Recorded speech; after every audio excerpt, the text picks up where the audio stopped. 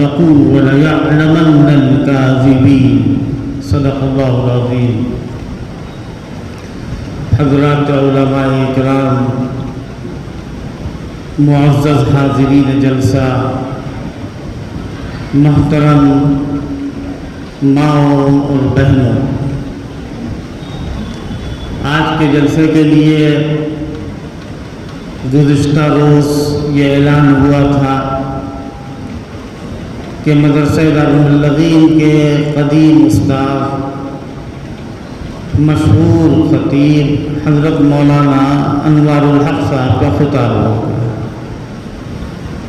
ابھی مولانا آپ تشریف لانے والے ہیں اور مفصل بیان انہی کا ہوگا۔ ان کے بیان سے پہلے میں نے چاہا جو وقت بچا ہے اس میں آپ حضرات کی خدمت میں دین کی، قرآن کی، حدیث کی کچھ باتیں عرض کر دی جائیں۔ کل میں ایک مضمون بیان کر رہا تھا شکر کے موضوع کے اوپر، آپ نے سنا ہوگا، لیکن حدیث کے اندر ایک بات ارشاد فرمائی گئی ہے کہ ایمان والے کا حال دو چیز سے خالی نہیں ہے۔ اس کو اللہ کی طرف سے نعمت ملے گی تو وہ شکر ادا کرے گا، اور نعمت نہیں ملے گی، مصیبت آئے گی تو وہ صبر کرے گا۔ بالفاظ دیگر جب اللہ کی طرف سے نعمت ملتی ہے تو مطالبہ شکر کا ہوتا ہے، جب مصیبت پہنچتی ہے تو مطالبہ صبر کا ہوتا ہے۔ اور یہ صبر اتنی بڑی نعمت ہے اور اتنا عظیم حصہ ہے کہ جو ہر ایک کو نہیں حاصل ہوتا۔ صبر کیا چیز ہوتی ہے؟ اپنے نفس کے خلاف لڑنا، نفس سے لڑائی لڑنا، کسی بھی چیز میں ہو۔ نماز پڑھنے کا جی نہیں چاہ رہا ہے، آدمی نماز کے لیے اپنے نفس کو تیار کرے، نفس کو کچلے، اس کا نام صبر ہے۔ گناہ کرنے پر طبیعت آمادہ ہے، رغبت ہو رہی ہے، لیکن گناہ سے اپنے نفس کو آدمی بچاتا ہے تو یہ صبر ہے۔ مصیبت پڑنے پر جی چاہتا ہے کہ موت کی تمنا کر لے، جی چاہتا ہے کہ اپنے کسی بھائی کو، ماں باپ کو، بھائی کو، بیٹوں کو، بہنوں کو کوسیں، ان کو بددعا دیں۔ ایسے وقت پر اگر آدمی اپنی زبان پر قابو پا لیتا ہے یہ صبر ہے۔ اگر کوئی ظلم کر رہا ہے تو اس ظلم کا معافی کے ساتھ جواب دے دینا یہ صبر ہے۔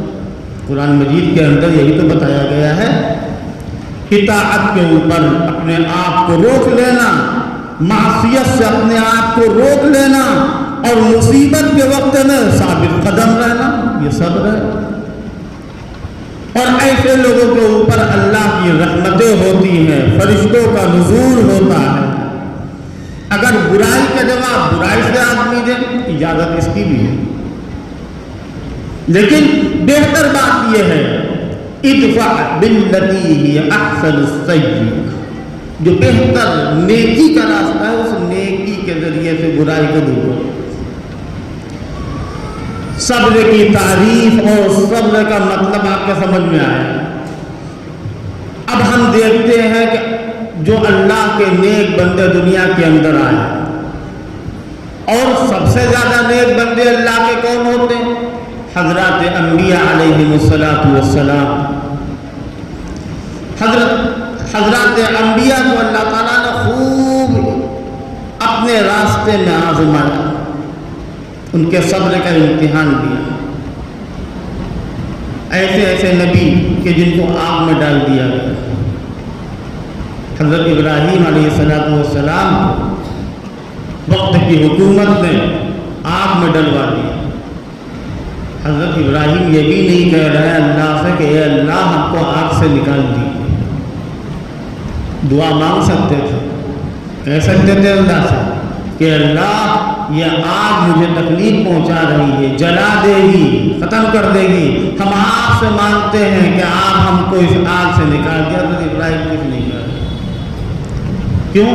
اللہ کے حکم پر راضی برضا، اتنا زیادہ ان کے اندر توحید پرستی کا مادہ تھا اور اللہ کے اوپر اتنا زیادہ توکل تھا کہ وہ یہ سمجھ رہے تھے کہ یہ بھی اللہ کے حکم سے ہوا ہے، اور جب اللہ کے حکم سے ہوا تو جب اللہ کا حکم ہوگا تو وہ ہم کو آگ سے نکال بھی لے گا، کہیں گے بھی نہیں اللہ سے۔ یہ کمال توکل ہے، یہ حضرت ابراہیم علیہ السلام کی کمال شان ہے۔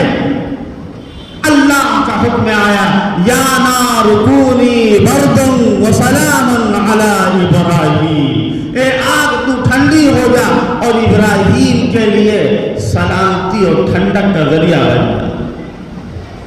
تو اللہ کے حکم سے وہ آگ ٹھنڈی ہو گئی۔ حضرت یونس علیہ السلام کو اللہ تعالیٰ نے مچھلی کے پیٹ میں ڈال دیا۔ 3 دن 3 رات حضرت یونس مچھلی کے پیٹ میں تھے۔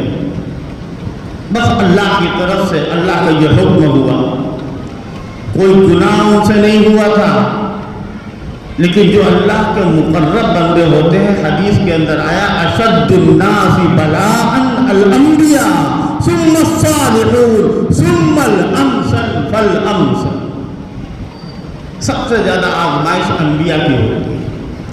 حضرت یونس علیہ السلام مچھلی کے پیٹ میں اور اللہ سے کہہ رہے ہیں لا الہ الا انت سبحانک انی کنت من الظالمین، تیرے سوا کوئی معبود نہیں، تیری ذات پاک ہے، تیرا کوئی قصور نہیں اور میں ہی قصوروار ہوں۔ یہ کمال عاجزی۔ حضرت یونس علیہ السلام، حضرت ایوب کو اللہ تبارک و تعالیٰ نے بیماری میں مبتلا کر دیا۔ بیماری تو اللہ دیتا ہے، بیماری اچھی چیز نہیں ہوتی ہے، صحت اچھی چیز ہوتی ہے، صحت ہو یا بیماری ہو، سمجھیے گا اس بات کو، صحت یا بیماری یہ دونوں چیزیں اللہ کی طرف سے آتی ہیں، خیر ہو یا شر ہو دونوں کا پیدا کرنے والا اللہ ہے۔ یہ نہیں کہ خالق خیر کوئی ہے اور خالق شر کوئی ہے۔ جب ہم جو ہے قل اعوذ برب الفلق پڑھتے ہیں تو کیا کہتے ہیں؟ قل اعوذ برب الفلق من شر ما خلق، اس شر سے جو تو نے پیدا کیا۔ معلوم یہ ہوا کہ شر کا خالق بھی اللہ ہی ہے۔ حضرت ایوب علیہ السلام بیماری میں ہیں اور اللہ سے دعا کر رہے ہیں انی مسنی الضر وانت ارحم الراحمین۔ اللہ تعالیٰ آزماتا ہے، مثالیں اس کی بہت ساری ہیں۔ ہم یہاں پر یہ بتانا چاہتے ہیں کہ اللہ تبارک و تعالیٰ اپنے بندوں کو آزماتا اس لیے ہے تاکہ وہ بندوں کو سمجھ لے کہ یہ بندہ سچا ہے یا جھوٹا ہے، اور اپنے نیک بندوں کو اللہ تعالیٰ آزماتا ہے نمونہ بنانے کے لیے اور اس کے اجر کو بڑھانے کے لیے۔ یہ نہیں کہ آدمی زبان میں خالی کلمہ پڑھ لیا۔ حضرات انبیاء آزمائے گئے، اللہ کے رسول آزمائے گئے، صحابہ کرام رضوان اللہ علیہم اجمعین کی زندگیاں دیکھیے، اور جو سید الاولین والآخرین حضرت رسول اللہ صلی اللہ تعالی علیہ وسلم، جن کو اللہ چاہتا تو ایک کانٹا بھی نہ چبھتا، ایک چیٹی بھی ان کو نہ کاٹا۔ طائف کا سفر ہوا اور مخالفوں نے، ظالموں نے، زیادتی کرنے والوں نے، عداوت رکھنے والوں نے ان کو مارا، ان کو لہو لہان کیا اور ان کو زخم دیے۔ کیا کچھ نہیں گزرا طائف کے سفر میں؟ اللہ کے پیغمبر صلی اللہ تعالی علیہ وسلم اللہ سے اس بات کی شکایت نہیں کر رہے ہیں کہ اللہ تو نے ہم کو کس قوم میں بھیج دیا، یہ طائف کا سفر ہم نہیں کر سکتے تھے، آپ کا یہ فیصلہ کیسا فیصلہ ہے، ایسے لوگوں میں ہمیں آپ نے بھیج دیا کہ جو ہماری قدر نہیں کر رہے ہیں اور ہمارا مقام نہیں سمجھ رہے ہیں۔ اللہ کے پیغمبر اللہ سے دعا کرتے ہیں، اللہ کو پکارتے ہیں اور کیا کہتے ہیں؟ اللہم انی اشکو الیک ضعف قوتی وقلت حیلتی وہوانی علی الناس۔ اے اللہ، میں اپنی شکایت رکھتا ہوں تیرے سامنے، میں بے بس ہوں، میں بے حیثیت ہوں، میری سوسائٹی میں کوئی حیثیت نہیں ہے، کوئی مقام نہیں۔ اللہ کا آخری پیغمبر یہ کہہ رہا ہے، کیوں؟ یہ معلوم تھا کہ اللہ کی طرف سے امتحان لیا جا رہا ہے۔ اللہ تبارک و تعالیٰ کیا فرماتا ہے؟ ہم اس لیے امتحان لیتے ہیں تاکہ جان لیں کہ تم میں کون سچا ہے اور کون جھوٹا ہے۔ صحابہ کرام رضوان اللہ تعالی علیہ اجمعین تعداد میں بہت کم ہے، بدر کے اندر صحابہ کی تعداد کم ہے، اور حضور پاک علیہ السلام صحابہ کے لیے دعا کر رہے ہیں اللہ سے کہ یہ مٹھی بھر جماعت اگر نہ رہی تو روح زمین پر تیری عبادت نہ ہو پائے۔ حضور پاک صلی اللہ تعالی علیہ وسلم کی نظر میں صحابہ کرام کا کیا مقام تھا؟ اللہم ان تہلک هذه العصابہ لن تعبد علی وجہ الارض ابدا، روح زمین پر تیری عبادت نہ ہو پائے۔ صحابہ تعداد میں کم ہے لیکن ایمان میں بہت پختہ ہے۔ بس یہی چیز سمجھیے گا، اللہ تعداد کا محتاج نہیں ہے۔ اللہ کو فتح یاب کرنا ہوگا، کامیاب کرنا ہوگا، بامراد کرنا ہوگا تو اللہ تمہاری تعداد کا محتاج نہیں ہوگا، اللہ تمہارے ایمان کی وجہ سے تم کو فتح یاب کر سکتا ہے۔ کم من فئۃ قلیلہ غلبت فئۃ کثیرہ۔ بہت مرتبہ ایسا ہوتا ہے کہ تھوڑی سی جماعت بڑی جماعت کے اوپر غالب آ جاتی ہے۔ ایسے ایسے موقع ہوئے حضور پاک صلی اللہ تعالی علیہ وسلم کے زمانے میں، ایسے ایسے غزوے ہوئے، کہیں سے کوئی ایسا چاند سے نہیں لگ رہا تھا کہ مسلمان کامیاب ہو جائے۔ مسلمانوں کے ساتھ اللہ کی نصرت ہوگی، لیکن غیبی نصرت ہوتی تھی۔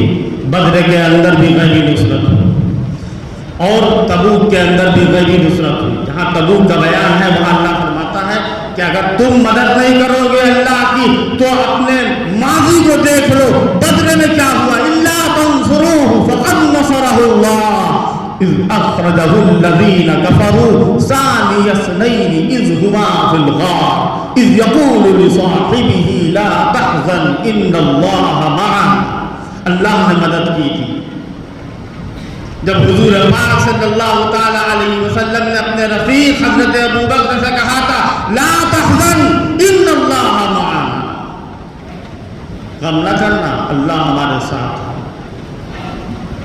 تبوک کے موقع پر، احزاب کے موقع پر کیا مسلمان ساز و سامان کے اعتبار سے، اسباب کے اعتبار سے، تدابیر کے اعتبار سے، تیاریوں کے اعتبار سے، اسلحوں کے اعتبار سے، ہتھیاروں کے اعتبار سے مضبوط تھے؟ صحابہ مضبوط نہیں تھے، تعداد میں کم تھے، ساز و سامان میں کم تھے۔ جب جنگ خندق کا موقع ہوا، قرآن مجید نے اس کا بڑا اچھا نقشہ کھینچا ہے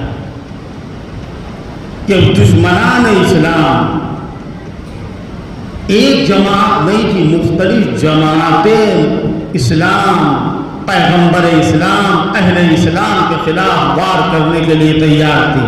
اللہ فرماتا ہے سورہ احزاب کے اندر، جس کو جنگ احزاب بھی کہتے ہیں اور جنگ خندق بھی کہتے ہیں، اذ جاءوکم من فوقکم ومن اسفل منکم، وہ وقت یاد کرو۔ پہلے اللہ اپنی نعمت کو یاد دلاتا ہے، یا ایھا الذین آمنوا اذکروا نعمت اللہ علیکم، اللہ کی نعمت کو یاد کرو۔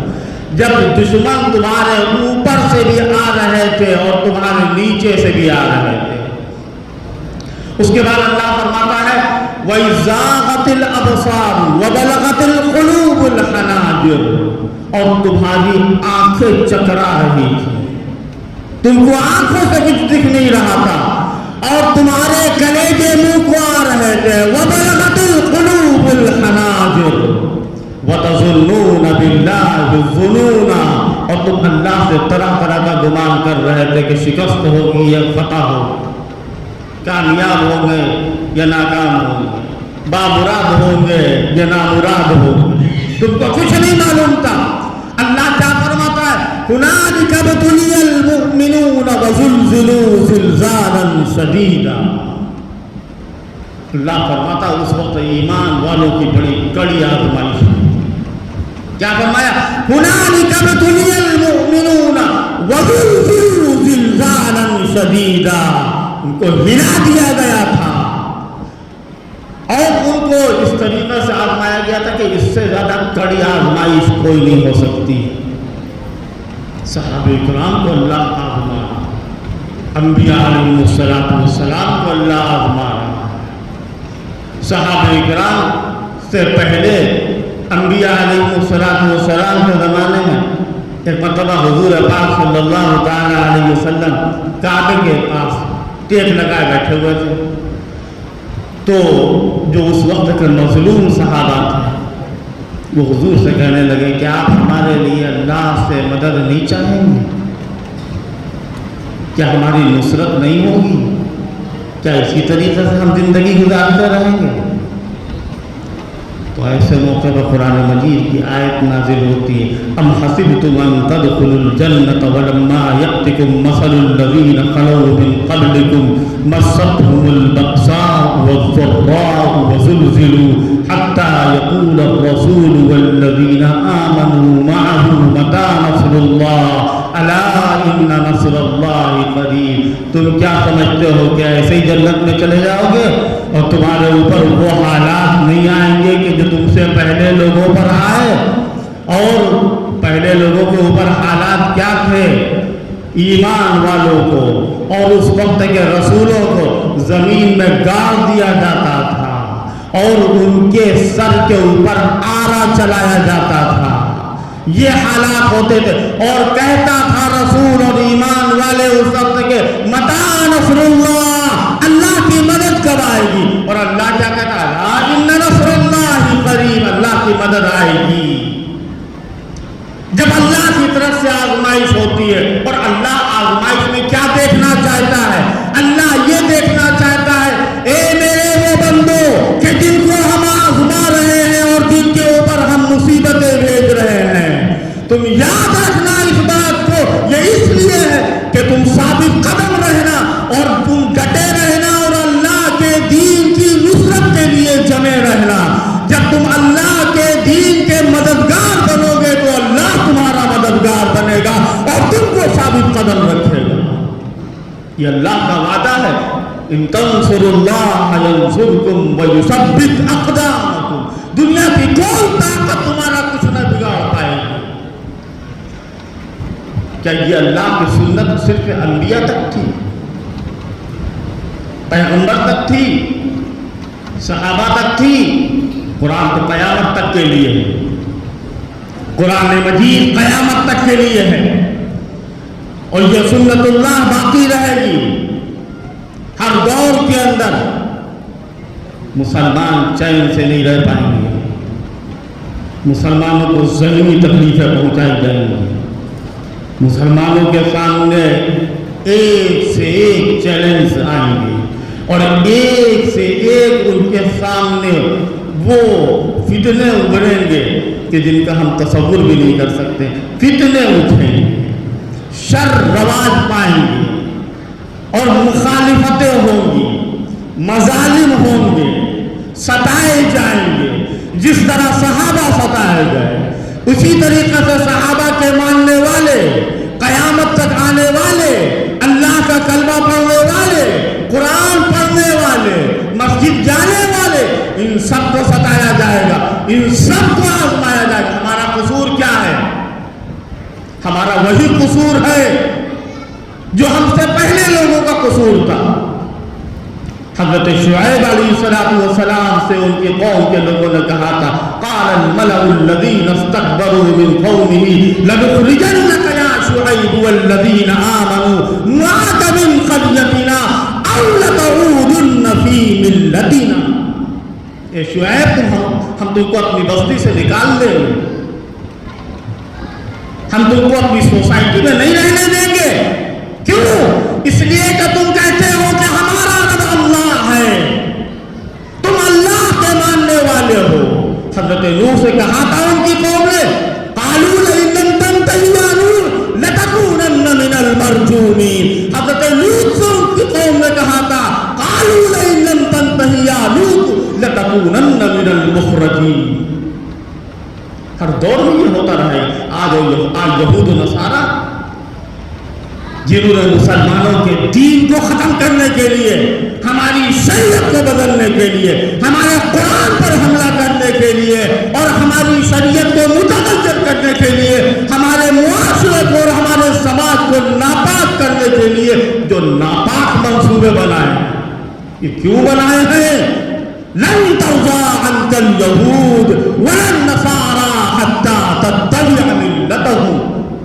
یہود و نصارہ تم سے خوش نہیں ہو سکتے یہاں تک کہ تم ان کی ملت میں آ جاؤ, لیکن آنا نہیں ہے, نہیں آنا ہے.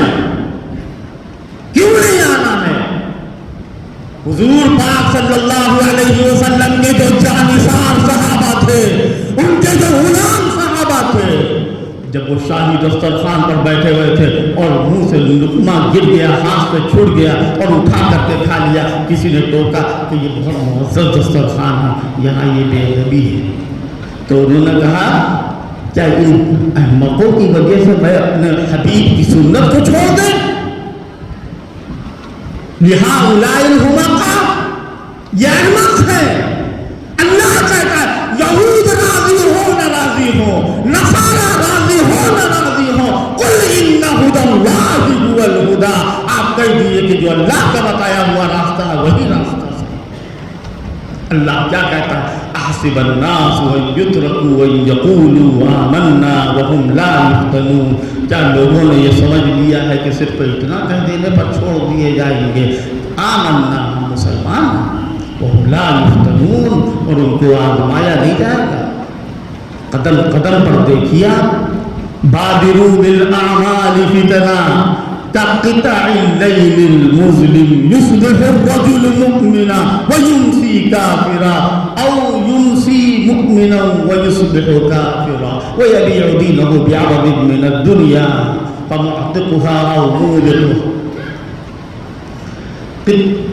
اندھیری تاریخ راتوں کی طریقے سے فتنے آئیں گے, شکیلیت کی شکل میں, قادیانیت کی شکل میں, شیعیت کی شکل میں, خارجیت کی شکل میں, اور بہت سے نام لیوا مسلمان ایسے کہ جن کا اسلام سے کوئی تعلق نہیں, وہ اسلام کے حامی اور حامی, اسلام کے موافق نہیں, اسلام کے مخالف ہیں.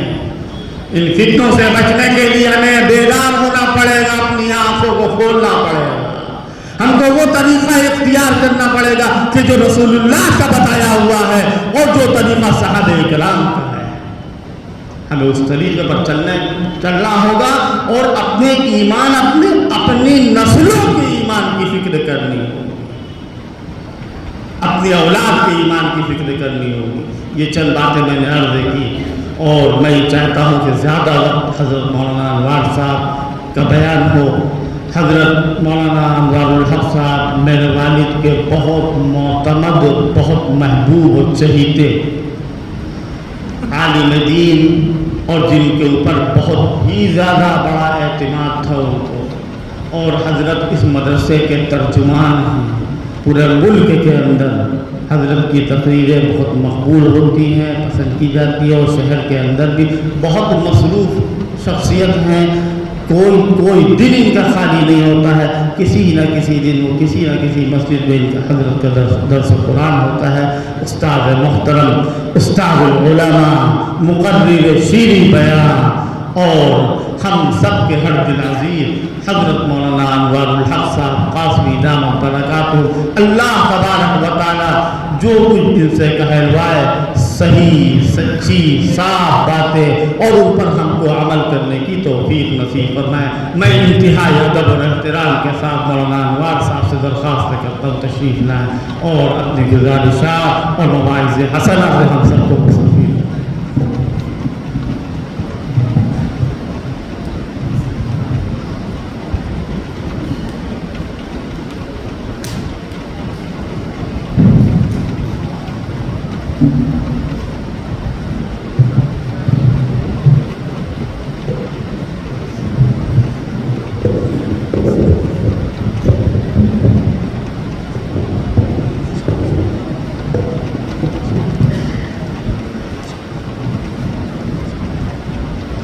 بسم اللہ الرحمن الرحیم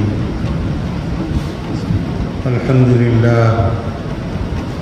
للہ نحمده ونستعینه ونستغفره ونعوذ باللہ من شرور انفسنا ومن سیئات اعمالنا من يهده الله فلا مضل له ومن يضلله فلا هادي له ونشهد أن لا إله إلا الله وحده لا شريك له ونشهد أن سيدنا ومولانا وحبيبنا وسندنا وشفيعنا محمدا عبده ورسوله صلى الله عليه وعلى آله وصحبه وسلم تسليما كثيرا كثيرا رب اشرح لي صدري ويسر لي امري واحلل عقدة من لساني يفقهوا قولي اما بعد فاعوذ بالله من الشيطان الرجيم بسم الله الرحمن الرحيم من يطع الله ورسوله فقد فاز فوزا عظيما صدق الله العظيم۔ سنت پہ نبی کی چلنے کی توفیق اسی کو ہوتی ہے۔ سنت پہ نبی کی چلنے کی توفیق اسی کو ہوتی ہے اللہ تعالیٰ کی جس پر مخصوص نوازش ہوتی ہے۔ سرکار کی سنت مٹ جائے، اصحاب کی عظمت گھٹ جائے، سرکار کی سنت مٹ جائے، اصحاب کی عظمت گھٹ جائے، ہر دور میں اہل باطل کی ناپاک یہ سازش ہوتی ہے۔ جناب صدر محترم، حضرات علماء کرام، عزیز نوجوانوں اور بزرگوں اور باوقار ماؤں اور بہنوں، آج محرم الحرام کی 14 تاریخ تھی اور اللہ تعالیٰ کی مہربانی سے یہ ہمارے 15 روزہ شہداء اسلام کے تاریخی تبلیغی اصلاحی اجلاس کی 14ویں نشست ہے۔ دعا کیجیے رب العزت والجلال آج کی اس نشست کو اور یہاں منعقد ہونے والی کل کی نشست کو بھی اپنی رحمت کاملہ واسعہ سے شرف قبولیت عطا فرمائے اور ان کے فیوض اور برکات کو عام اور تام فرمائے، حق کو حق سمجھنے اور ماننے کی توفیق عطا فرمائے، باطل کو باطل سمجھنے اور اس سے بچنے کی توفیق عطا فرمائے۔ میرے بھائیوں اور میرے عزیزوں، جلسے شہداء اسلام کے جن کے بانی حضرت امام اہل سنت مولانا عبدالشکور فاروقی نور اللہ مرقدہ ہیں، حضرت کے زمانے سے یہ نورانی سلسلہ چلا اور چلتا رہا اور آج بھی چل رہا ہے اور انشاءاللہ یہ چلتا رہے گا۔ جلسے بھی ہو رہے ہیں، ترتیب بھی وہی ہے، پیغام بھی وہی ہے، طریقہ بھی وہی ہے، جذبہ بھی وہی ہے، مگر سب کچھ وہی ہے۔ آج وہ ساقی نہیں یہاں، آج ہمارے درمیان ہم سب کے محبوب رہنما محسن قوم و ملت جانشین امام اہل سنت حضرت مولانا عبدالعلی فاروقی رحمۃ اللہ علیہ ہمارے درمیان موجود نہیں ہے۔ اللہ تبارک و تعالی حضرت کو غریب رحمت فرمائے، حضرت کی مسائی جمیلہ کو اپنی رحمت سے قبول فرمائے، حضرت کا وہ پرکشش نورانی چہرہ، حضرت کا وہ منفرد مخصوص انداز بیان، لہجے کا جاہ و جلال، فضل و کمال، عشق صحابہ اور عشق اہل بیت میں ڈوبی ہوئی مؤثر تقریریں، دشمنان صحابہ کے لیے بروقت دندہ شکن جواب، یہ سب یاد آتے ہیں اور یادتے رہیں گے۔ جان کر من جملہ میخان خاصان میخانہ مجھے مدتوں رویا کریں گے جام و پیمانہ مجھے، مگر اللہ تبارک و تعالیٰ کا دستور ہے، اللہ کا دین ہمیشہ باقی رہے گا، قائم رہے گا، اللہ تعالیٰ کے دین کی خدمت کرنے والے بھی پیدا ہوتے رہیں گے۔ حضرت والا کے بعد الحمدللہ حضرت کے لخت جگر ہمارے بھائی مولانا عبدالباری فاروقی دامت برکاتہم اپنے عم محترم، اپنے چچا، مدرسے کے ناظم مولانا عبدالسلام فاروقی کی یادگار کی سرپرستی میں اور اپنے بھائیوں اور اپنے والد کے شاگردوں کے تعاون سے اس مبارک سلسلے کو جاری رکھے ہوئے ہیں، قائم رکھے ہوئے ہیں۔ اللہ تبارک و تعالیٰ مولانا عبدالباری فاروقی کی مدد فرمائے اور اللہ تعالیٰ اس امانت کو جیسا حق ہے اس کی ادا کرنے کی توفیق عطا فرمائے۔ اللہ کا دستور یہ رہا ہے، جب کوئی دین کا خادم دنیا سے رخصت ہوا، لوگوں پہ مایوسی طاری ہو گئی، اب کیا ہوگا؟ لیکن اللہ تبارک و تعالیٰ نے اپنے دین کی خدمتگار کو پیدا کر دیا۔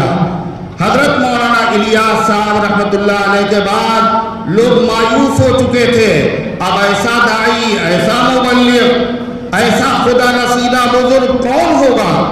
مگر ان کے فرزند حضرت مولانا محمد یوسف صاحب رحمۃ اللہ علیہ ان کے جانشین بنے اور ان کی طرف اللہ تعالیٰ نے مولانا الیاس صاحب کی نسبت کو منتقل کیا، شیخ الاسلام مولانا حسین احمد مدنی کی نسبت کو منتقل کیا اور اللہ نے ان سے بڑا کام لیا۔ اسی طریقے سے انشاءاللہ العظیم مولانا عبدالباری فاروقی دامت برکاتہم سے اللہ بڑا کام لے گا اور اللہ تبارک و تعالی ان کو اس مبارک خدمت کو انجام دینے کا سلیقہ، شعور، ہمت اور حوصلہ عطا فرمائے گا۔ اور ہمارے بزرگوں نے کہا وہ آثار، وہ نشانیاں الحمدللہ نظر آ رہی ہیں۔ بعض صورت میں نے آپ حضرات کے سامنے قرآن مقدس کی ایک آیت کریمہ پڑھی ہے، دعا کیجئے رب العزت والجلال اس کی روشنی میں کچھ کام کی اور مفید باتیں عرض کرنے کی توفیق نصیب فرمائے اور ہم سب کو عمل کرنے کی توفیق عطا فرمائے۔ اللہ تعالیٰ نے ہم سب پر بڑا کرم اور احسان فرمایا کہ ہم سب کو اللہ نے مسلمان بنایا، اپنے سب سے محبوب آخری پیغمبر کا امتی بنایا۔ اللہ تبارک و تعالیٰ نے اپنا جامع، کامل، مکمل، پسندیدہ، حسین، آسان دین ہمیں اپنے محبوب صلی اللہ علیہ وسلم کے ذریعے سے عطا فرمایا اور ساتھ ساتھ یہ بھی اعلان کر دیا کہ اس دین کے علاوہ ہمارے وہاں کوئی دین معتبر نہیں ہے اور اس دین کے علاوہ کسی دین کو ماننے سے نجات نہیں ملے گی۔ ان الدین عند اللہ الاسلام ومن یبتغی غیر الاسلام دینا فلن یقبل منہ۔ اللہ کے نزدیک مقبول محبوب معتبر دین صرف اسلام ہے. جو اسلام کے علاوہ کسی اور دین کو اختیار کرے گا اللہ تعالیٰ کے وہاں وہ قبول نہیں کیا جائے گا, اس کے منہ پر مار دیا جائے گا. حق تعالیٰ شانہ نے دنیا اور آخرت کی کامیابی اسی دین کے ماننے اور اس پہ عمل کرنے پر منحصر فرما دی ہے, اور ارشاد فرمایا من یطع اللہ ورسولہ فقد فاز فوزا عظیما. جو اللہ اس کے رسول کی 100% اطاعت کرے گا, کہنا مانے گا, اللہ تعالیٰ اس کو دنیا اور آخرت میں عظیم الشان کامیابی سے ہمکنار فرمائے گا. میرے بھائیوں, دین پر 100% جنہوں نے عمل کیا اللہ نے ان کو دنیا سے بھی نوازا اور آخرت کی عظیم الشان نعمت عطا فرمائی. مگر دین کا مطلب کیا ہے؟ دین کا مطلب صرف نماز, روزہ, زکوٰۃ, حج اور قربانی نہیں ہے. یہ تو دین کا صرف ایک حصہ, ایک شعبہ ہے. آج جس کو اللہ نماز, روزے, زکوٰۃ, حج کی توفیق دے دیتا ہے وہ اپنے آپ کو دیندار سمجھتا ہے, دنیا اس کو دیندار سمجھتی ہے. حالانکہ یہ بہت بڑی غلط فہمی ہے. مالدار کسے کہتے ہیں؟ جس کے پاس مال ہو. دیندار کسے کہتے ہیں؟ جو دین رکھنے والا ہو. ایماندار جو ایمان رکھنے والا ہو. 1 لاکھ روپیہ مال ہے, 1 ارب روپیہ مال ہے, 100 روپیہ بھی مال ہے, 5 روپیہ بھی مال ہے. مگر جس کے پاس 5 روپے ہوں وہ آدمی اپنے آپ کو مالدار سمجھتا ہے؟ بتائیے, 5 روپے کی کیا ویلو؟ 100 روپے ہوں, مال تو ہے اس کے پاس, نہ وہ خود کو مالدار سمجھتا ہے نہ دنیا اس کو مالدار سمجھتی ہے. دین کا صرف ایک حصہ ہمارے پاس اور ہم سمجھتے ہیں ہم سب سے بڑے دیندار, اور دنیا بھی ہمیں دیندار سمجھ رہی ہے. یہ بہت بڑی غلط فہمی ہے میرے بھائیوں. یہ دین کا صرف ایک شعبہ ہے اور دین کے 5 شعبے, 5 حصے ہیں دین کے.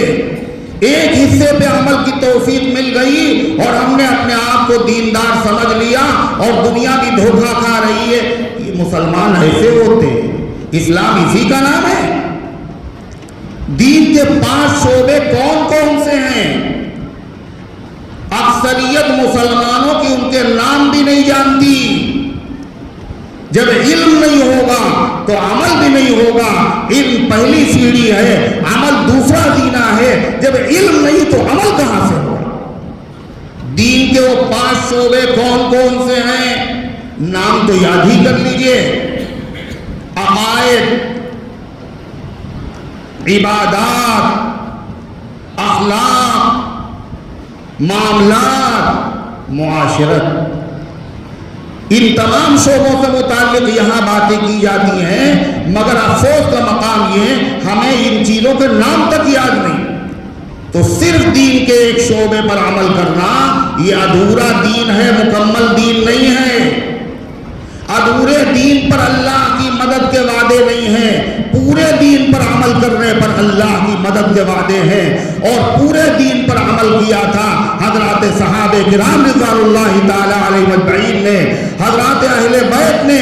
دنیا نے دیکھا اللہ نے ان کی کیسی مدد فرمائی, کیسی نصرت فرمائی. ان کا کمال عشق بس اتنا سا ہے جگر, وہ مجھ پہ چھا گئے, وہ مجھ پہ چھا گئے, میں زمانے پہ چھا گیا. جدھر چل پڑے ہواؤں نے غلامی کی, درندوں نے کہنا مانا, آگ نے اطاعت کی ہے, دریاؤں نے کہنا مانا, ہر چیز نے ان کا احترام کیا, احترام کیا. ایک مقام پر صحابہ کرام پہنچے اور کھانے کو کچھ نہیں. ایک چرواہے سے پوچھا کچھ کھانے کو ملے گا؟ وہ دین کا دشمن تھا, اس نے سارے جانور چھپا دیے. نہیں, یہ کچھ جہاں جانوروں کو چھپایا تھا ان جانوروں میں سے کی آواز آئی کذب عدو اللہ انا ہاہنا موجود، یہ اللہ کا دشمن جھوٹا ہے، ہم تمہارا لقمہ بننے کے لیے، تمہاری غذا بننے کے لیے ہم یہاں تیار ہیں۔ انسانی زبان میں کلام کیا ہے، یہ اللہ کی مدد نہیں ہے۔ دریاؤں نے راستے نہیں دیے ان کو، آگ نے کہنا نہیں مانا۔ کل یہی مسلم رہے سارے جہاں میں نیک نام، لوگ کہتے تھے انہیں اقوام عالم کا امام، منتظم ایسے کہ ہر ایک ملک زیر انتظام، رقص کن ان کے اشارے پر نظام صبح و شام۔ ہاں یہ سب باتیں ہیں کل کی، آج ایسا کیوں نہیں؟ آج کیا ہوا؟ بات وہی ہے، وہ مکمل دیندار تھے۔ دین نام کس چیز کا ہے؟ اللہ اس کے رسول کی 100% مان لینا۔ اللہ قرآن میں کہتا ہے والذین استجابوا لربہم، یہ پیغمبر کے شاگرد، یہ صحابہ کرام وہ ہیں جنہوں نے اپنے مالک کی ہر بات مان لی ہے، ہر بات مان لی ہے۔ جو ہر بات مان لے اس سے بڑا دیندار سفہ ہستی پر انبیاء کے بعد کوئی نہیں ہو سکتا۔ تو میرے بھائیوں، میرے عزیزوں، دین کے 5 شعبے ہیں، ان میں سب سے اہم شعبہ عقیدہ ہے۔ عقیدہ، اگر عقیدے مضبوط ہیں تو نجات ہوگی۔ اگر عقیدے میں فساد پیدا ہو گیا، خلل پیدا ہو گیا، 50 عمرے کر لو، 75 حج کر لو، صدقہ کرو، خیرات کرو، تہجد پڑھو، اشراق پڑھو، اوابین پڑھو، اللہ کے وہاں کچھ بھی قبول نہیں ہوگا اگر عقیدے میں خرابی پیدا ہو۔ یہاں عقیدے کی بھی اصلاح ہوتی ہے، اعمال کی بھی اصلاح ہوتی ہے۔ بنیادی عقیدے اسلام کے کتنے خوب اچھی طریقے سے سنیے۔ آپ نے مضمون سنا ہوگا، یہاں کون سا مضمون ہے جو نہیں بیان کیا ہمارے استاد محترم نے اور آنے والے مہمانوں نے؟ 3 عقیدے مسلمانوں کے بنیادی عقیدے ہیں، ان کو کہتے ہیں ام العقائد۔ تمام عقیدوں کی جڑ، بنیاد، اساس، اس کے بغیر کچھ معتبر نہیں ہے۔ جب بنیاد نہ ہو تو عمارت کا کیا اعتبار؟ وہ 3 بنیادی عقیدے کون کون سے ہیں؟ توحید، رسالت اور قیامت۔ توحید، رسالت اور قیامت۔ توحید کا مطلب کیا ہے؟ توحید کا مطلب یہ ہے کہ کرنے والی ذات صرف اللہ کی ہے۔ جو کچھ ہوا، جو ہو رہا ہے، جو ہوگا، اللہ کی مرضی کے بغیر نہ ہوا، نہ ہوتا ہے، نہ ہوگا۔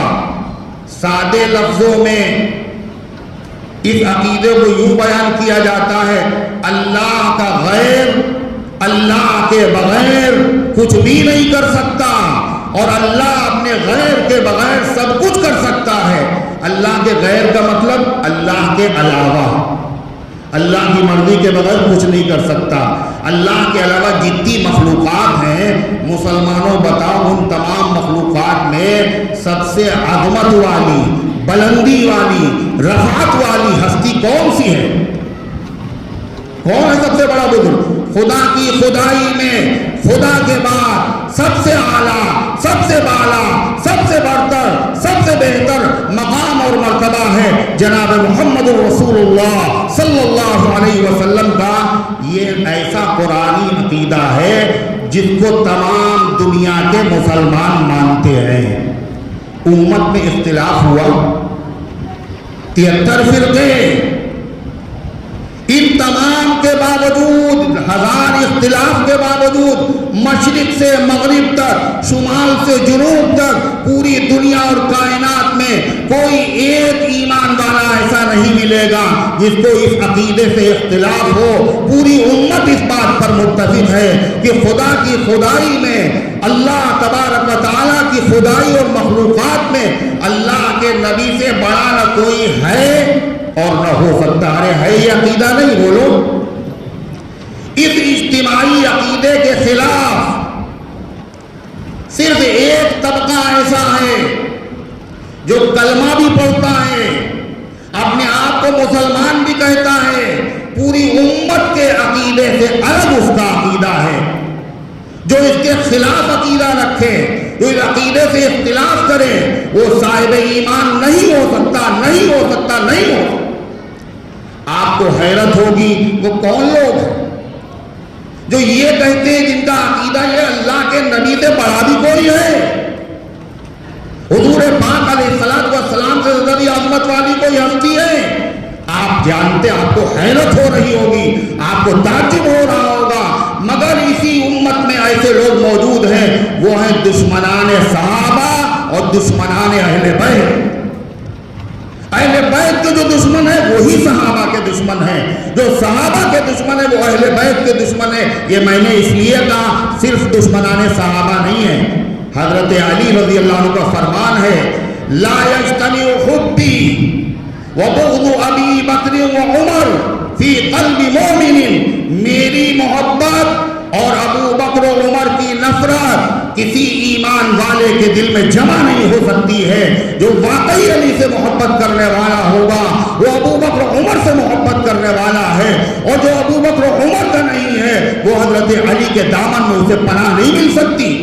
تو غرضے کی جو دشمنان صحابہ ہیں، دشمنان اہل بیت ہیں، ان کا عقیدہ پوری امت کے عقیدے سے الگ ہے، قرآن کے خلاف، سنت کے خلاف۔ کیا عقیدہ ہے ان کا سنیے۔ اللہ کے نبی صلی اللہ علیہ وسلم کے بعد 12 شخصیات، 12 ہستیاں، یعنی 12 امام ایسے ہیں، ان میں سے ہر ایک کا درجہ تمام نبیوں سے بڑھا ہوا۔ حالانکہ تمام مسلمانوں کا عقیدہ کیا ہے؟ غیر صحابی، جو صحابی نہ ہو، چاہے جتنا بڑا بزرگ ہو، ولی ہو، قطب ہو، ابدال ہو، وہ صحابی کے برابر نہیں ہو سکتا، اور کوئی صحابی نبی کے برابر نہیں ہو سکتا۔ لہذا وہ نبی نہیں ہے، وہ صحابی نہیں ہے۔ 12 شخصیتیں، ہر نبی سے ان کا درجہ بڑھا ہوا ہے۔ آپ بتائیے جو یہ عقیدہ رکھے وہ مسلمان ہو سکتا ہے؟ قرآن سے پوچھو، قرآن کیا کہتا ہے کہ تمام اللہ کے بندوں میں سب سے افضل کون ہے؟ اللہ کہتا ہے انبیاء علیہ السلام۔ من یطع اللہ والرسول فاولئک مع الذین انعم اللہ علیہم من النبیین والصدیقین والشہداء والصالحین وحسن اولئک رفیقا۔ جن پر اللہ کا بڑا انعام ہوا ہے ان میں نمبر 1 پر کون ہے؟ حضرات انبیاء علیہ السلام، ان کے برابر کوئی نہیں۔ مگر ان کا عقیدہ کیا؟ ہمارا ہر امام ہر نبی سے بڑا ہے۔ بات یہیں پہ ختم نہیں ہوتی، آگے بڑھیے۔ معاذ اللہ ثم معاذ اللہ، ان کا دشمنان صحابہ، دشمنان اہل بیت کا یہ عقیدہ ہے، ہر امام کا درجہ ہر نبی سے زیادہ ہے، اور معاذ اللہ 100 مرتبہ معاذ اللہ ہر امام کا درجہ محمد الرسول اللہ صلی اللہ علیہ وسلم کے درجے کے برابر ہے۔ کوئی مسلمان سن سکتا ہے اس کو؟ کوئی گوارا کر سکتا ہے؟ شافع محشر، ساقی کوثر، امام الانبیاء، تاجدار بطحا جناب محمد الرسول اللہ صلی اللہ علیہ وسلم کے برابر کوئی ہو سکتا ہے؟ یہ واعدانہ تعلی نہیں ہے، یہ لفظی نہیں ہے، یہ حقیقت ہے۔ ان کی کتاب میں کیا لکھا ہوا ہے؟ جرى لهم من الفضل مثل ما جرى لمحمد صلی اللہ علیہ وسلم۔ ان 12 لوگوں کو وہی فضیلت، وہی بزرگی حاصل ہے جو محمد الرسول اللہ صلی اللہ علیہ وسلم کو حاصل ہے۔ آپ بتائیے جس کا یہ عقیدہ ہو وہ مسلمان ہو سکتا ہے؟ اس عقیدے سے اختلاف ہو، اس اختلاف کو مسلکی اختلاف کہا جا سکتا ہے۔ یہاں علماء بھی ہیں، ائمہ بھی ہیں، صحافی بھی ہیں، وکلاء بھی ہیں۔ خوب اچھی طریقے سے سن لو، دشمنان صحابہ کا اختلاف پوری امت سے، یہ مسلکی اختلاف نہیں ہے، یہ عقیدے کا اختلاف ہے، یہ اصول دین کا اختلاف ہے۔ آپ کو پتا ہے مسلکی اختلاف عمل میں ہوتا ہے، جیسے شافعی، حنفی، مالکی، حنبلی ائمہ نے قرآن و سنت میں جو مسائل نکالے امت ان پہ عمل کر رہی ہے۔ چاروں مسلک برحق ہیں، ان میں عقیدے کا کوئی اختلاف نہیں۔ ہر مسلک والے کے پیچھے دوسرے مسلک والے کی نماز ہو جاتی نہیں ہوتی؟ ہو جاتی نہیں ہوتی؟ ہوتی ہے، اور پڑھتے بھی ہیں۔ سعودی عرب حج کرنے جب جاتے ہیں کتنا مجمع ہوتا ہے؟ 40 لاکھ، 30 لاکھ، इनमें मुख्तलिफ मसलक के मानने वाले हैं, सब किसके पीछे नमाज पढ़ रहे हैं? शेख हरम, इमाम हरम अब्दुर्रहमान इब्न सुदैस के पीछे, हर शेख शुरैम के पीछे पढ़ते नहीं पढ़ते। अगर मसलक अलग है तो नमाज हो जाएगी, अगर अकीदा खराब है तो याद रखो उसके पीछे नमाज नहीं होगी। कादियानी के पीछे नमाज नहीं हो सकती, राफी के पीछे नमाज नहीं हो सकती। ये मसलकी इख्तिलाफ है, खुदा के वास्ते इसको मसलकी इख्तिलाफ मत कहो, मत लिखो अखबारों में ये मसलकी इख्तिलाफ है। ये अकीदे का इख्तिलाफ है, ये उसूल दीन का इख्तिलाफ है। तो मैं अर्ज ये कर रहा था कि पूरी उम्मत का अकीदा ये है कि अल्लाह के अलावा में सबसे बड़ी हस्ती जनाब मोहम्मद रसूलुल्लाह सल्लल्लाहु अलैहि वसल्लम की है नहीं। इसके बावजूद अल्लाह के नबी सल्लल्लाहु अलैहि वसल्लम खुदा की खुदाई में शरीक नहीं है। अल्लाह की मर्जी के बगैर दूसरे की तकलीफ तो क्या दूर करते, खुद अपनी तकलीफ भी दूर नहीं कर सकते। ये अकीदा तौहीद है। अल्लाह कुरान में अपने नबी को मुखातब कर रहा है और अल्फाज देखिए और अंदाज़ बयान कुरान का देखिए। वयमसस्कल्लाहु बिदुर्रिन फला काशिफ लहु इल्ला हु। ऐ पैगंबर, ऐ महबूब, ऐ साक़ी कौसर, आप हमारे महबूब हैं। हजार अज़मतों के बावजूद अगर अल्लाह आपको किसी तकलीफ में मुब्तला कर दे, बीमारी में मुब्तला कर दे, परेशानी में मुब्तला कर दे, उस परेशानी को आप नहीं हटा सकते। नहीं, अल्लाह के अलावा कोई दूर नहीं कर सकता। मुश्किल कुशा अल्लाह है, हाजत रवा अल्लाह है। अल्लाह ने कुरान में यही कहा, नबी ने भी यही कहा। क्या कहा? वइज़ा सअल्ता फस्अलिल्लाह वइज़ा इस्तअनता फस्तईन बिल्लाह। जब मांगो तो अल्लाह से मांगो, जब मदद चाहो तो अल्लाह से मदद चाहो। तो पहला अकीदा अकीदे तौहीद बुनियादी अकीदा है। हर मुसलमान को चाहिए अपने अकीदे की हिफाजत करे। माओ को चाहिए वो अपने बच्चों की घुट्टी के अंदर इस अकीदे को पिलाएं कि करने वाली ज़ात अल्लाह की है। अल्लाह के बगैर न कुछ हुआ, न होता है, न होगा। अल्लाह जो चाहता है वही होता है। उस्त सुल्तान हर जहाद ऊ आकुनत, उस्त सुल्तान हर जहाद आकुनत, आलमेरा दर्द में वीरा कुनत। बादशाह तो वो है जो चाहता है करता है। बड़े बड़े शहरों को एक लम्हे में कब्रिस्तान बना देता है। फ़आलुल लिमा युरीद, जो चाहा उसने वो किया है। हमारे आका सल्लल्लाहु अलैहि वसल्लम क्या चाहते थे? आप तो ये तक चाहते थे अबू जहल मुसलमान हो जाए, चाहते नहीं चाहते थे।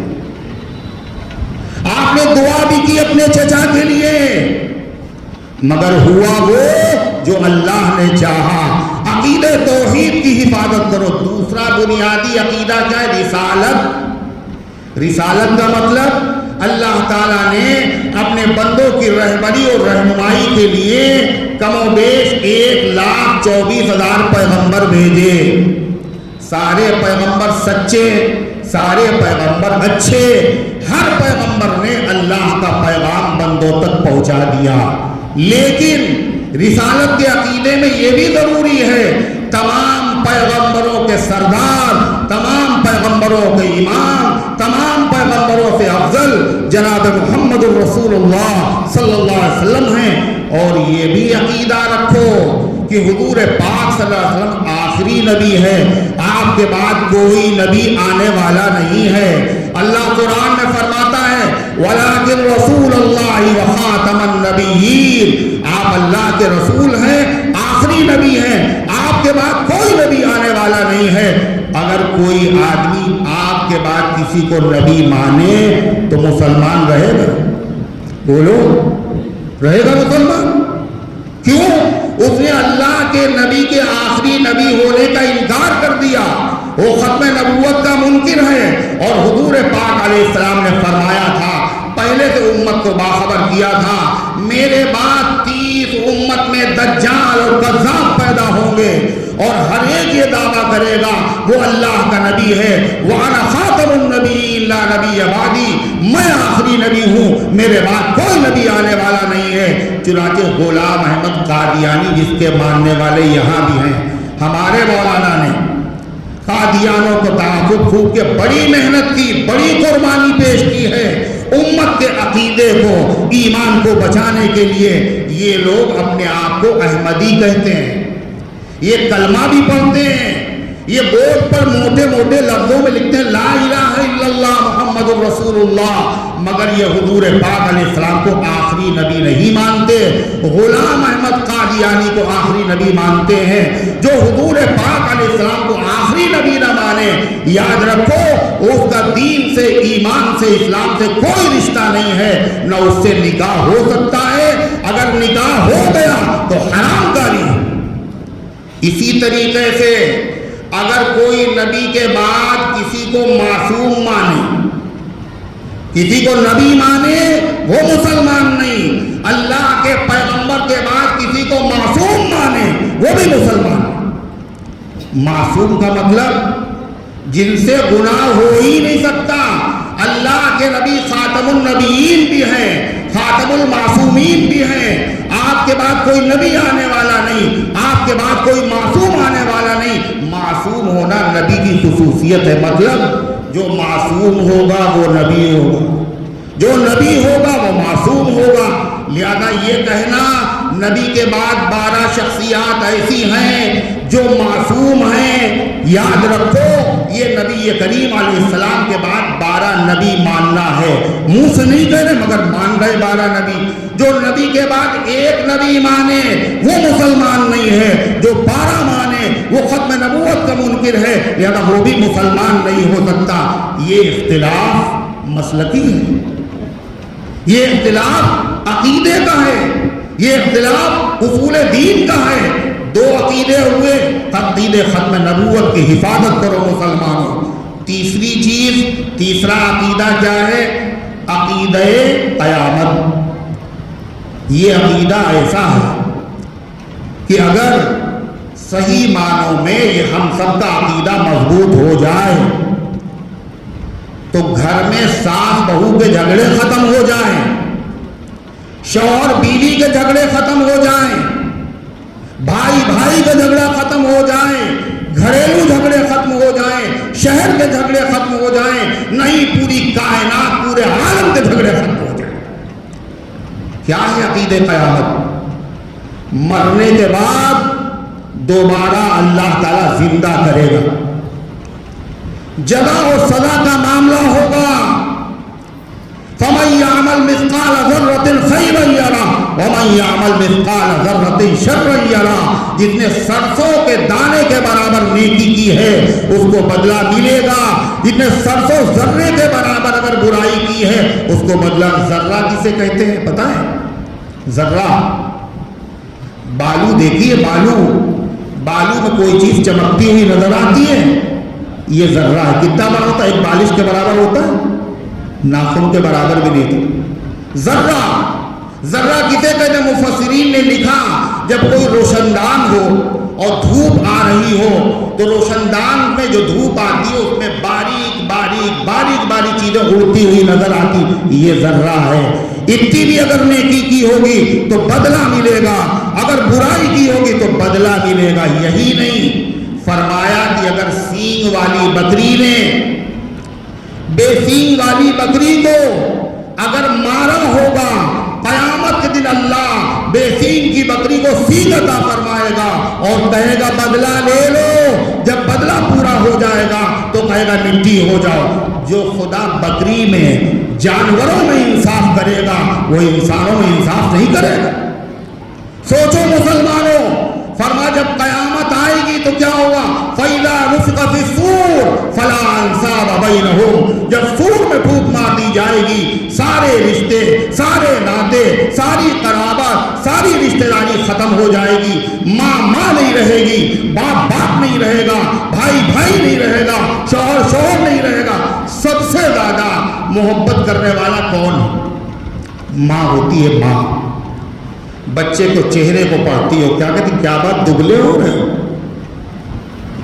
حضرت صدیق اکبر کو سب سے زیادہ محبت ہے، سارے صحابہ کو محبت۔ صدیق اکبر نے کہا کیا ماں ھذا الشیب یا رسول اللہ، حضور یہ کمزوری کیسے، یہ بڑھاپے کے آثار کیسے؟ سب سے زیادہ محبت ماں کرتی ہے، اتنی محبت کہ ماں بچے کی آنکھوں میں آنسو نہیں دیکھ سکتی۔ مفکر اسلام حضرت مولانا علی میاں صاحب ندوی رحمۃ اللہ علیہ نے ایک واقعہ لکھا، بڑا عجیب و غریب واقعہ۔ فرماتے ہیں میرے گھر کا ماحول دینی تھا، کتابیں پڑھنے کا شوق تھا، کیوں؟ جس ماحول میں بچے پلتے ہیں اسی ماحول میں ڈھل جاتے ہیں۔ عرب کے لوگ لڑتے تھے، 120 سال تک لڑتے رہے، جتنی نسل تھی جتنے بچے تھے سب جنگ کو اپنا شوق سمجھنے لگے۔ کیا حال تھا ان بچوں کا؟ یہ تلواروں کی جھنکاروں کو ایک نغمہ سمجھتے تھے، یہ بچے جنگ کو ایک کھیل بچوں کا سمجھتے تھے۔ کرکٹ کا ماحول ہو بچے کرکٹ کے شوقین ہو جائیں گے، نماز کا ماحول ہو بچے نمازی ہو جائیں گے۔ آپ دیکھیں جمعے کے دن نمازی کم ہوتے ہیں زیادہ؟ کم ہوتے ہیں زیادہ؟ یہ کہاں سے آتے ہیں؟ آسمان سے ٹپکتے ہیں؟ یہ یہودی عیسائی ہیں، یہ سب مسلمان ہیں۔ یہ ظہر میں کیوں نہیں؟ یہ عصر میں کیوں نہیں؟ یہ مغرب میں کیوں نہیں؟ یہ حقیقت میں ہمارا قصور ہے، ان بچوں کا قصور نہیں۔ انہوں نے کیا دیکھا؟ ہمارے ابا کوئی نماز نہیں پڑھتے تھے مگر جمعہ نہیں چھوڑتے تھے، چچا کا بھی حال یہی تھا، کوئی نماز نہیں پڑھتے تھے مگر جمعے کا ناغہ نہیں ہوتا تھا، پڑوسی کا بھی حال یہی تھا۔ اگر یہ سارے نماز پڑھتے ہوتے، ہر بچہ نمازی ہوتا اور مسجدیں بھری ہوئی ہوتی۔ حضرت مولانا نے لکھا ہمارے گھر کا علمی ماحول تھا، کتابیں پڑھنے کا شوق تھا۔ فرمایا ایک مرتبہ میں نے دیکھا آرڈر آیا ایک کتاب کا، اس کتاب کا نام ہے رحمت للعالمین۔ میں نے خط لکھ دیا کہ یہ کتاب بھیج دی جائے۔ ڈاک سے ڈاکیا تکیے پر آیا اور کتاب کا ایک پیکٹ لیے ہوئے اور پوچھ رہا علی کہاں ہیں؟ تو لوگوں نے بتایا یہ ہیں علی۔ کہا میں اس کو دیکھ کے بہت خوش ہوا کہ میں نے کتاب منگائی مجھے مل جائے گی۔ میں نے جب اس سے ہاتھ بڑھا اس نے کہا پیسے لائیے پارسل کے۔ پیسے تو میرے پاس تھے نہیں، لہذا میں دوڑتا ہوا اپنی والدہ ماجدہ کے پاس گیا، امی ہم نے کتاب منگائی ہے، اس کو پیسے چاہیے اس کے لیے۔ بیٹا میرے پاس پیسے کہاں؟ گھر کا حال تم جانتے ہو، کتنی مشکل سے گزر اوقات ہوتی ہے۔ فرماتے میں نے اپنی ماں کو منانے کے لیے وہی کیا جو اپنے بچے اپنی ماں کو راضی کرنے کے لیے طریقہ اختیار کرتے۔ میں نے رونا شروع کیا، جب میں رونے لگا میری آنکھوں میں آنسو تیرنے لگے، میری ماں کی ممتا بے قرار و بےتاب ہو گئی۔ فرمایا علی خاموش ہو جاؤ، علی چھپ جاؤ، ہم تمہاری آنکھوں میں آنسو نہیں دیکھ سکتے، ہم قرضہ لے لیں گے، تنگی سہ لیں گے، فاقے کر لیں گے، اور تم اس کتاب کو لے لو۔ قرض لے کر کے پیسے میری ماں نے دیے اور اس کے بعد میں نے وہ کتاب حاصل کی۔ مجھے اتنی خوشی ہوئی اس کتاب کو پڑھ کر، اتنی خوشی ہوئی کتاب کو پا کر، جتنے چھوٹے بچوں کو عید کے دن نئے کپڑوں کو دیکھ کر خوشی ہوتی ہے، نئے جوتوں کو دیکھ کر خوشی ہوتی ہے۔ عرض کرنے کا منشا یہ ہے ماں اپنے بچوں کی آنکھوں میں تیرتے ہوئے آنسو برداشت نہیں کر سکتی، مگر قرآن کیا کہتا ہے؟ قیامت کا جب دن ہوگا، انصاف کا دن ہوگا، یہ ماں کی محبت بھی بدل جائے گی۔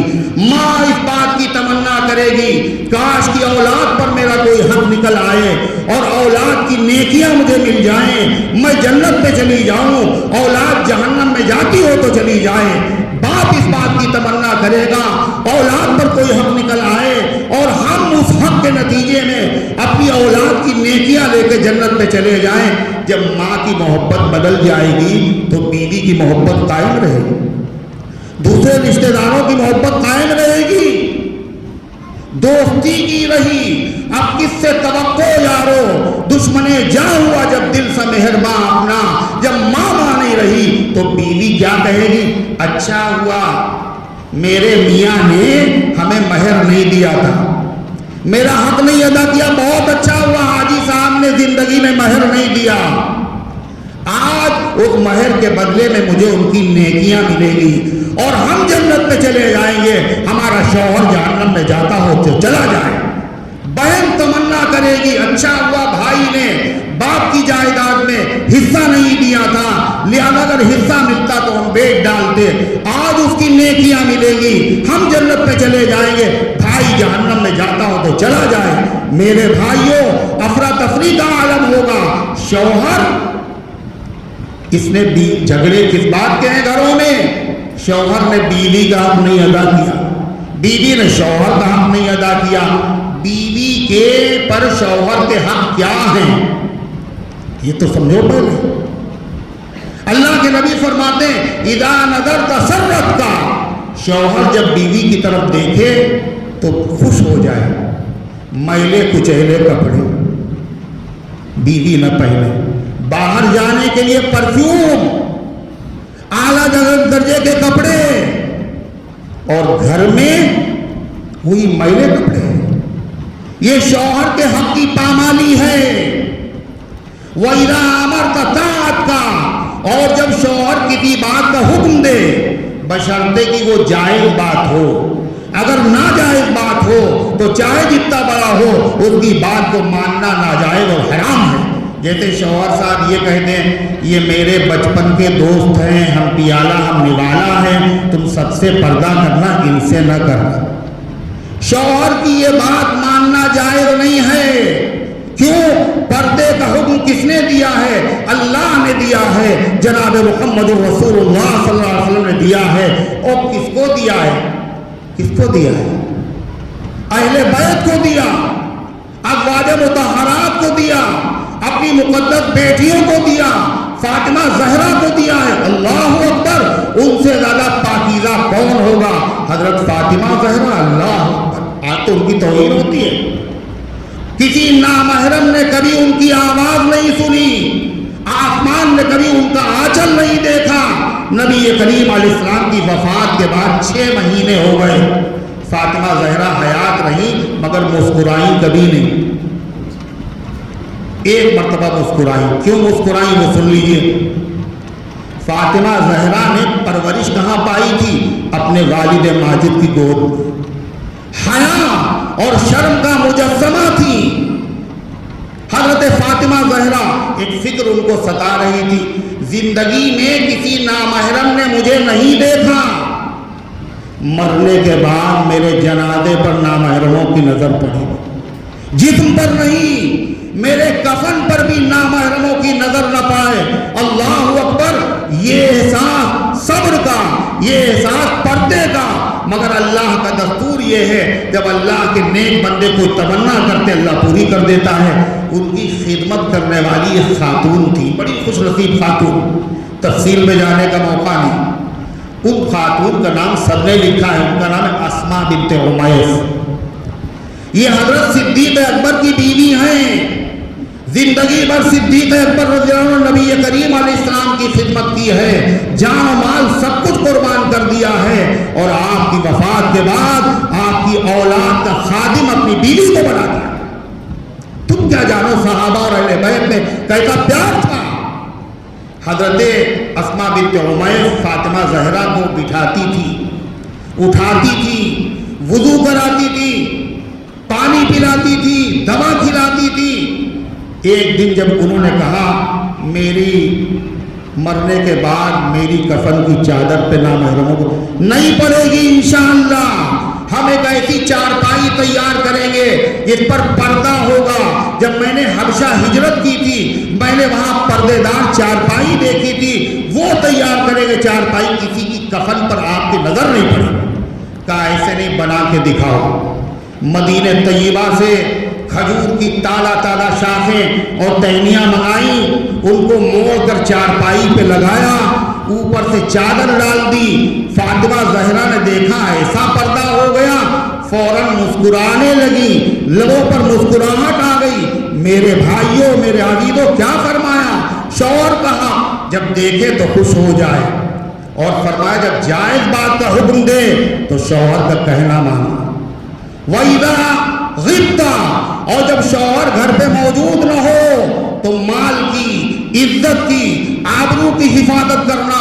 جس کا آنا پسند نہیں ہے اس کو گھر پہ ہرگز نہ بلانا. حضور پاک صلی اللہ علیہ وسلم نے شوہر کے بھی حق بتایا, شوہر کا حق بیوی کا حق یہ بھی بتایا, ان تطعمها مما طعمت, جو خود کھانا وہ کھلانا. یہ نہیں بیوی نے کہا کھانا کھائیے, کہ ہم تو ٹنڈے کے کباب کھا کے آئے, کھا के आए, लेके नहीं आए। अंतुतैमहा मिम्मा ताइंता, जो खाना वो खिलाना, वो तकसूहा मिम्मा तसैता, और जो कपड़े पहनना उस कीमत के कपड़े पहनाना। ये मतलब नहीं है जो खुद पहनना बीवी को पहनाना, मर्दों वाले कपड़े नहीं। मर्दों वाले अगर कोई खातून कपड़े पहने, अल्लाह की उस पर लानत है। जो मर्द औरतों वाले कपड़े पहने, कान में सुराख करवाए, बालियां पहने, जो आज हमारे नौजवान नक्काली कर रहे हैं, सुनो, नबी की बद्दुआ है। और नबी की बद्दुआ जिसे लग गई वो बर्बाद हो गया, और जिसको दुआ लग गई वो आबाद हो गया। मेरे भाइयों, फरमाया वतुतइमहा मिम्मा तइमता, और वो खिलाना जो खुद खाना, वो तकसूहा मिम्मा तसैता, जो कपड़े खुद पहनना वो कपड़े पहनाना। वला तदरिबिल वजहा, और बीवी के चेहरे पे कभी न मारना, कहीं दूसरी जगह मारे नहीं। जो मारता है बिला जरूरत, फरमाया वो शरीफ नहीं होता। लन यज़रिब खियारुकुम, लन यज़रिब खियारुकुम, तुम में से शरीफ लोग कभी औरत पे हाथ नहीं उठाएंगे। अल्लाह के नबी अलैहिस्सलाम ने वला तदरिबिल वजहा वला तुक़ब्बिह, और कभी बुरा भला न कहना। बीवी है, उसका बाप तुम्हारा बाप है, उसकी माँ तुम्हारी माँ है। और याद रखो, ये भी एक बड़ी गलतफहमी है, रिश्तेदार दो तरह के हम लोग समझते हैं। एक हकीकी असली रिश्तेदार ओरिजिनल, एक डुप्लीकेट। असली कौन है? अपनी माँ, अपना बाप, अपने भाई, अपनी बहन नहीं। कुरान ने कहा नसबा व सेहरा, दो रिश्ते हैं, नसबी रिश्ता, दामादी का रिश्ता, ससुराली रिश्ता। जिस तरीके से अपनी माँ का एहतराम वाजिब है, सास का भी एहतराम वाजिब है। जिस तरह अपने भाइयों की मदद करना चाहिए, बीवी के भाइयों की, बीवी को शौहर के भाइयों की। अगर ये मसला हल हो जाए तो घर के सारे इख्तिलाफात मिट जाएं। तो फरमाया शौहर का बुरा कह रहा है बीवी को, माँ बाप को गालियां दे रहा है, इसके जरिए से मोहब्बतें पैदा होंगी। ये हक पामाल कर रहे हो तुम, नबी करीम अलैहिस्सलाम की वसीयत की खिलाफ वर्जी कर रहे हो, तुम्हारे घर में सुकून नहीं हो सकता। फरमाया वला तहजुर इल्ला फिल बैत, और बीवी से नाराज होकर तन्हा घर में छोड़कर बाहर न चले जाना। इससे फसाद फैलेगा, इससे खुदकुशी हो सकती है, घर में नाखुशगवार वाक़या पेश आ सकता है। नबी करीम अलैहिस्सलाम ने बीवी का हक बताया, मगर बैलेंस अगर न रहे तो बोझ गिर जाएगा। यही तो शरीयत का हुस्न है, हर एक का हक बताया। आपने फरमाया कि शौहर पर बीवी के 4 हक हैं। इमाम अहले सुन्नत रहमतुल्लाह अलैह ने अपनी किताब इल्मुल फ़िक़्ह में लिखा, पहला हक है महर, महर के बगैर निकाह नहीं, वली हो, कुतुब हो, अब्दाल हो, कोई भी हो। और आपको पता है अल्लाह के नबी पर महर का देना लाजिम नहीं था। सलाम हो मोहम्मद रसूलुल्लाह सल्लल्लाहु अलैहि वसल्लम पर, आपने 11 निकाह किए हैं, हर बीवी को महर दिया है और नक़द महर दिया है। आपकी सबसे चहीती बीवी कौन? आयशा सिद्दीक़ा रज़ी अल्लाह अन्हा, सिद्दीक़ अकबर की बेटी। सिद्दीक़ अकबर कह रहे निकाह हो गया, रुखसती हो जाए। आपने फरमाया अबू बकर अभी महर का इंतजाम नहीं, रुखसती कैसे हो जाए? आज आलम ये है, बूढ़े हो गए, दादा बन गए, नवासे बन गए, पता ही नहीं है हमारा महर कितना बांधा गया था, मर गए, सर के ऊपर ये कर्जा लगा हुआ है। अगर मर जाने के बाद जायदाद बाद में बटेगी, महर पहले निकाला जाएगा। अगर यहाँ महर न दिया तो कल अल्लाह की अदालत में देना पड़ेगा। पहला महर। दूसरा हक रहने का इंतजाम, कोठी बंगला कार जरूरी नहीं है, हकीकत में ऐसा कमरा शौहर बीवी रहे, कोई तीसरा दखल अंदाजी न करे। तीसरा हक हुस्न मुआशिरत, बीवी के साथ अच्छा सलूक करो। और तालियां दोनों हाथ में बजती हैं, शौहर भी अच्छा सलूक करे, बीवी भी अच्छा सलूक करे। आपने फरमाया खैरुकुम लि अहली व अना खैरुकुम लि अहली, तुम में का अच्छा आदमी वो नहीं है दोस्त जिसकी तारीफ करे, अच्छा वो है जो अपने बीवी बच्चों के हक में अच्छा हो। बीवी कहे ऐसा शौहर सबको नसीब हो, और बच्चे कहे ऐसे वालिद सबको नसीब हो, अच्छा। फरमाया तीसरा हक क्या है? हुस्न मुआशिरत। अल्लाह ताला ने अजीब बात कही कुरान में। हज़रत मौलाना अब्दुल बारी साहब जो हमारे सदर मोहतरम हैं, उन्होंने कहा था कुछ इस सिलसिले में बयान कर देना, इसलिए मैं थोड़ा तजावुज़ कर रहा हूँ। अल्लाह ताला ने कुरान में क्या कहा, वआशिरूहुन्ना बिलमारूफ, होश में रहना, ये तुम्हारे घर पे जो बच्चियां आई हैं इनके साथ अच्छा सलूक करना। अगर गवर्नर कह दे जो तुम्हारी बीवी है वो मेरे दोस्त की बेटी है, ख्याल रखना। ख्याल रखेगा आदमी, नहीं रखेगा शिकायत न कर देना। मुसलमानों गवर्नर हाकिम है, मगर अल्लाह से बड़ा भी कोई हाकिम है? अलैहिस्सलाहु बिअहकमिल हाकिमीन, अल्लाह से बड़ा भी कोई हाकिम हो सकता है? अल्लाह तबारक व तआला सिफारिश कर रहा, आशिरूहुन्ना बिल मारूफ, इनके साथ अच्छा सलूक करना। कैसा होता है अच्छा सलूक? अगर किसी की दो बीवियां हों तो दोनों बीवियों को राजी रखना मुश्किल है। सलाम हो मोहम्मद रसूलुल्लाह सल्लल्लाहु अलैहि वसल्लम पर, आपने 11 निकाह फरमाए हैं। हर बीवी ये कहती है आपसे अच्छा शौहर नहीं हो सकता। क्या सलूक था जनाब मोहम्मद रसूलुल्लाह सल्लल्लाहु अलैहि वसल्लम का अपने घर वालों के साथ। उम्मुल मोमिनीन आयशा सिद्दीक़ा रज़ियल्लाहु अन्हा फरमाती हैं, रात का वक्त था, हम लेटे हुए थे, अल्लाह के नबी सल्लल्लाहु अलैहि वसल्लम चादर ओढ़े हुए, क़ामा रुवैदा, हुजूर धीरे से उठे, वअख़ज़ा रिदाहु रुवैदा, हुजूर पाक अलैहिस्सलाम ने बहुत आहिस्ता से चादर उठाई, वंतअला रुवैदा, बहुत धीरे से अपनी मुबारक चप्पल पहनी, फ़तहल बाब रुवैदा, बहुत धीरे से दरवाजा खोला। ये सारे काम आहिस्ता आहिस्ता क्यों किए? तहज्जुद के लिए आप उठे थे, कहीं रफ़ीक़े हयात शरीके जिंदगी आयशा सिद्दीक़ा की आंख न खुल जाए। शौहर जब बीवी का इतना ख्याल करेगा तो बीवी के सीने में भी धड़कता हुआ दिल है, पत्थर की सिल नहीं है। मोहब्बत का जवाब मोहब्बत से दिया जाता है। ऐसी मोहब्बत बीवी अपने शौहर पर जान लुटाने के लिए कुर्बान हो जाएगी। मेरे भाइयों, मेरे अजीजों, फरमाया कि पहला हक महर है, दूसरा हक रहने का इंतजाम है, तीसरा हक अच्छा सलूक है, और चौथा हक फरमाया, इमाम अहलुस्सुन्नत रहमतुल्लाह अलैह लिखते हैं, इल्मुल फ़िक़्ह हर घर में होना चाहिए। काश कि ये मसाइल तहज्जुद गुजारों ने पढ़े होते। मिसवाक करना ही सुन्नत नहीं है। नबी की इन सुन्नतों को कौन जिंदा करेगा? गालियों की भीड़ में दस्ते दुआ कीजिए दराज, कुछ तो पूरी कीजिए सुन्नत रसूलुल्लाह की। हजरत की किताब बड़ी अजीब है, बड़ी अजीब, हर किताब बड़ी अजीब व गरीब है। ये फ़िक़्ह की किताब है, ये मसले मसाइल की किताब है। हजरत ने लिखा चौथा हक ये है कि बीवी को बताए शौहर क्या, अगर वो नहीं जानती तो दीन के ज़रूरी बुनियादी मसले बताए।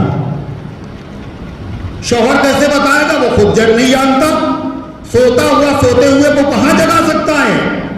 इहाते शेख शौकत अली में, रकाबगंज में, मौलाना अब्दुल शकूर फारूकी हाल में 15 रोज़ा जलसों में अपनी बीवियों, अपनी बच्चियों, अपने भाई बहनों को लाओ। हम नहीं बता सकते हैं, यहाँ उलमा बताएंगे। ये वाजिब है।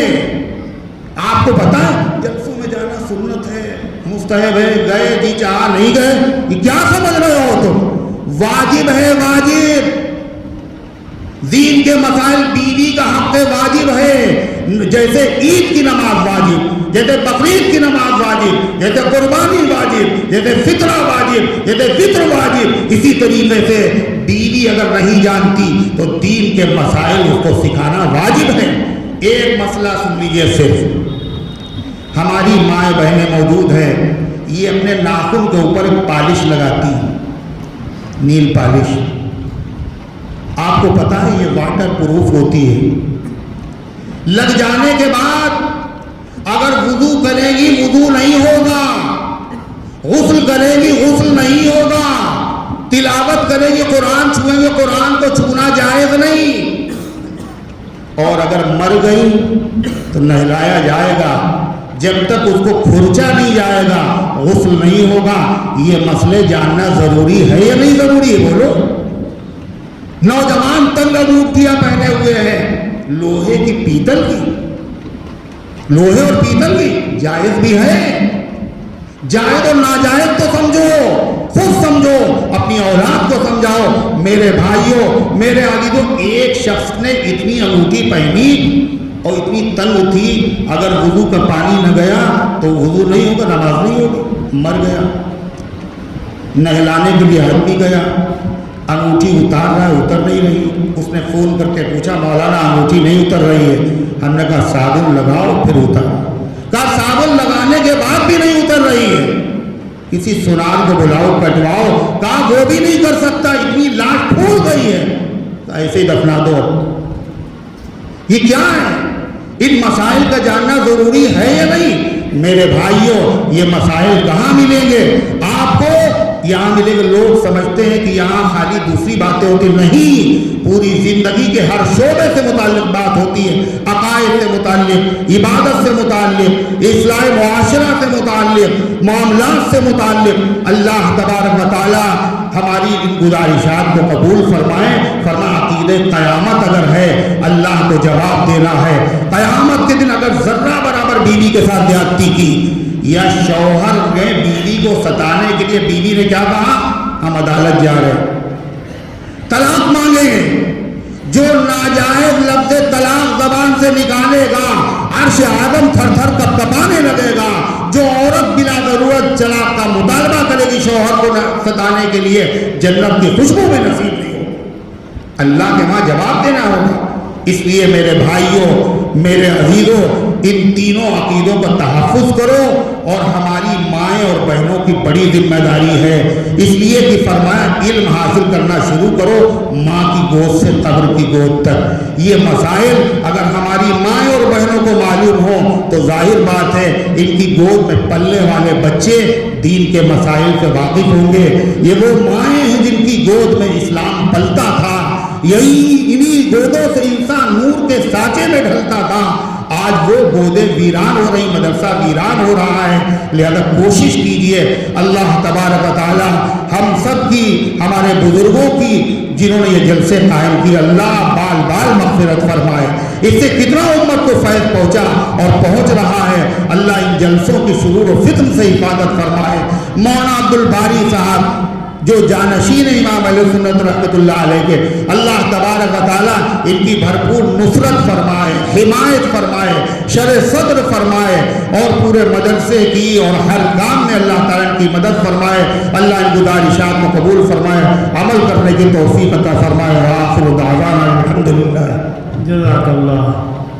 حضرت مولانا نے قرآن اور حدیث کی روشنی میں اسلام کے بنیادی عقائد کو صحیح رکھنے اور حقوق کی اہمیت کو جس شرح و بسط کے ساتھ بیان کیا ہے، اللہ تعالیٰ ان کو جزائے خیر عطا فرمائے۔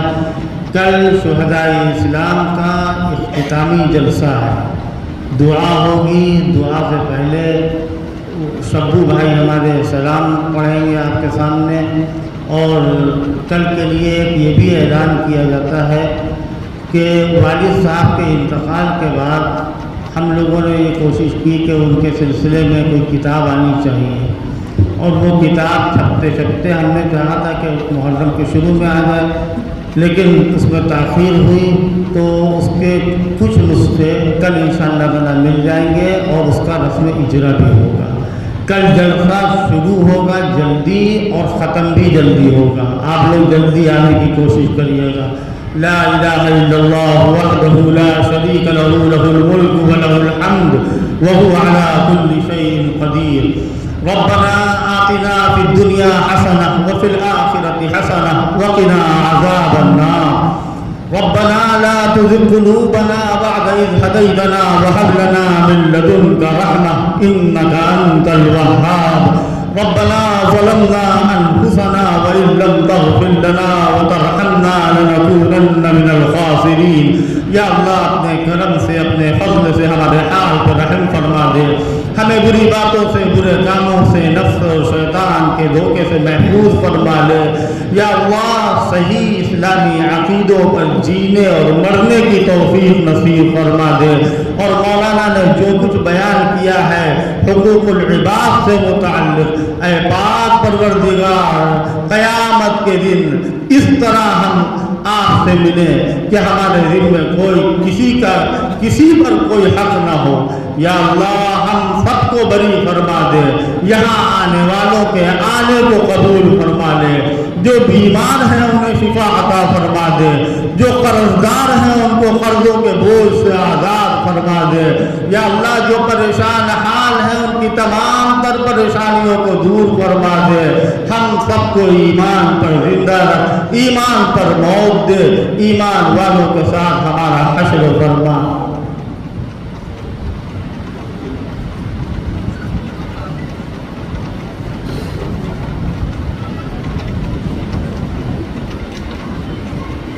بہت ساری دعا